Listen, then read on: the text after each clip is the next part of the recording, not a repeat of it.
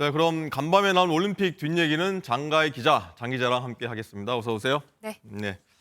자, 리포트에서 봤듯이 이제 신유빈, 임종훈 이 환상의 짝꿍이라고 합니다. 이 환상의 짝꿍이 한국 탁구 12년 만에 올림픽 메달 안겼는데 이 삐약이 신유빈 선수 여기에 관심이 많은데 신유빈 선수 이제 신동 넘어서 뭐 우리나라 탁구 에이스가 된 것 같아요. 그렇습니다. 이 신유빈 선수는 자신의 첫 올림픽 무대였던 이 3년 전 도쿄 대회에서는 입상을 못했는데 네. 당시 언론 인터뷰에서 눈물을 흘려서 팬들의 마음을 아프게 했습니다. 하지만 어젯밤에는 확실히 달랐는데요. 한층 무르익은 기량과 노련해진 경기 운영으로 당당히 메달을 목에 걸었습니다. 신유빈 선수 인터뷰 들어보시죠. 오빠랑 고생 많이 한 만큼 이렇게 결과가 나와서 너무 좋지만 이제 저는 단식과 단체전이 있기 때문에 경기를 다 끝내고 기뻐해야 될 것 같습니다. 네, 그리고 보면은 이제 신유빈 선수의 조금 전에 옆에 있던 파트너입니다. 임종훈 선수인데 자, 이번 동메달을 따서 입대를 20일 앞두고 군 면제를 받았다고 해요. 이건 어떤 내용인가요? 네, 이 임종훈 선수가 27살인데요. 이 네. 말씀하신 것처럼 군 입대를 불과 3주 남겨놓고 있었습니다. 이 다음 달 19일이 입대 날인데 만약 어제 경기에서 메달을 못 따게 되면 이 올림픽이 끝난 후 일주일 만에 군대에 가야 하는 상황이었습니다. 네. 하지만 메달을 목에 걸면서 이 병역 특례를 받게 됐는데 그래서 어제 경기를 본 누리꾼들은 그러면은 1세트가 2병, 2세트가 1병, 3세트 상병, 그리고 마지막 4세트 승리가 제대였다. 이거 조기전역했다. 이런 말까지 나오더라고요. 어제 좀 재밌었던 게 동메달이 결정이 되고 이 신유빈 선수가 관중석을 향해서 크게 하트를 그렸는데요. 네. 임종훈 선수는 거수 경례를 했거든요. 오. 이걸 네티즌들은 군대 안녕 이런 뜻이냐라는 반응까지 있었습니다. 군대 안녕. 임종훈 선수도 입대를 3주 앞둔 만큼 이 군대를 의식하지 않을 수가 없었다고 하는데요. 그 목소리 들어보시죠. 내내 신경이 안 쓰였다면 거짓말이고 계속 신경 쓰여서 끝나고 이제 핸드폰 보니까 이제 다들 그 얘기를 해가지고 그거는 그때 조금 생각이 많이 났던 것 같아요. 자, 그리고 은메달은 또 북한 선수들이 차지를 했는데 이 북한의 이번 대회 첫 메달 획득이기도 하지 않습니까? 뭐 시상식을 마치고는 또 남북 선수들이 함께 뭐 셀카도 찍더라고요. 맞습니다. 이 남북 선수들이 함께 좁은 시상대에 옹기종기 6명이 모여서 이 사진 찍는 장면을 보니까 왠지 모르게 저도 굉장히 좀 뭉클한 마음이 들었는데요. 그랬습니다. 관중들도 저와 같은 마음이었는지 임종훈 선수가 남과 북 또 중국 선수단과 함께 이 스마트폰으로 셀카를 찍으니까 많은 박수와 환호를 보냈습니다.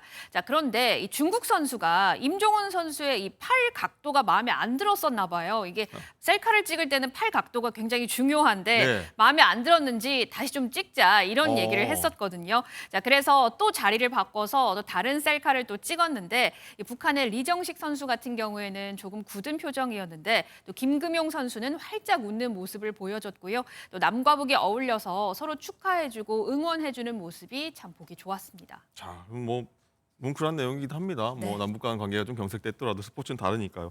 자, 그리고 남자 유도 81kg급에서는 세계 1위 선수를 꺾고 동메달을 딴 선수가 이준환 선수인데 아까 리포트에서 봤다시피 네. 눈물을 흘리더라고요. 어떤 의미라고 봐야 됩니까? 네, 그렇습니다. 이 22살의 어린 선수가 이런 얘기를 하더라고요. 네. 금메달을 목표로 평생 열심히 훈련을 했다. 네. 자, 선수촌에서뿐만 아니라 고등학교 그리고 대학교까지 이날만을 위해서 달려왔다. 그 과정이 떠올라서 울컥했다라고 말을 그랬군요. 했습니다. 자, 다만 이 메달을 따낸 뒤에 흘린 눈물은 기쁨의 눈물이 아니라 이 슬픔의 아쉬움의 눈물이었다면서 이 4년 뒤 LA 올림픽에서는 꼭 금메달을 목에 걸고 싶다라고 얘기를 했는데요.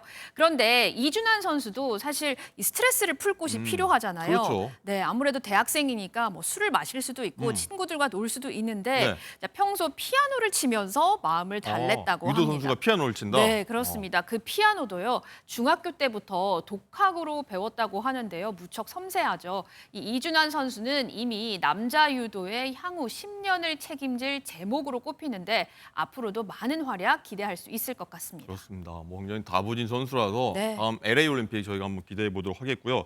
자, 파리 현지 상황도 한번 볼 텐데 현지 날씨가 너무 더워서 뭐 네. 한증막 수준이라는 얘기가 계속 들리기도 하는데 선수촌에 에어컨만 없는 게 아니라 이런 것도 없다고 하더라고요. 커튼이 없다고 커튼이 합니다. 없다. 네, 커튼이 없으면 어떤 일이 생기는지 이 선수의 목소리로 한번 직접 들어보시죠.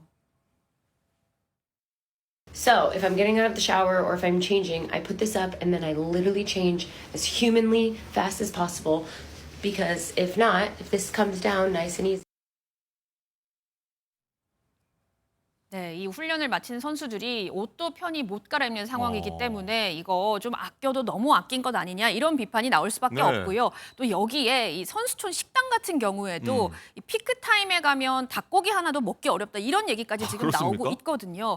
자, 그런데 우리나라 같은 경우에는 평창 올림픽 때 정말 선수들을 극진히 대접한 경험이 있잖아요. 네. 자, 잔칫집에 전 세계 손님을 불러놓고 음식이 부족하다라고 하면 굉장히 아쉬울 수밖에 없는데 그렇죠. 자, 부디 우리 선수들 같은 경우에는 좀 잘 먹고 잘 견뎌서 좀 좋은 성적 내고 돌아왔길 바랍니다. 그렇군요.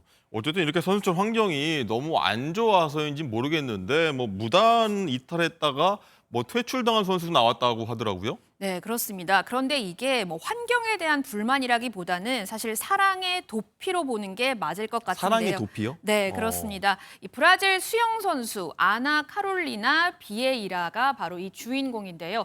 같은 국가대표 수영 선수이자 남자친구인 산투스와 함께 허가 없이 선수촌을 벗어나서 이 파리 시내 관광을 하고요. 저렇게 SNS에 사진을 저렇게 올렸다가 퇴출을 당했다고 합니다. 선수는 언론 인터뷰와 개인 SNS를 통해서 이 팀 내에서 내가 괴롭힘을 당했다며 정식으로 문제 제기를 하겠다 이렇게 밝혔다는데 과거에도 자국 선수와 좀 다툼을 벌였다가 무리를 빚은 적이 있어서 진실은 좀 더 지켜봐야 할 것 같습니다. 네, 올림픽에서는 연애보단 운동이 먼저죠. 그렇죠. 알겠습니다. 장 기자 잘 들었고요. 잠시 뒤에 또 보죠. 네. 수고했습니다.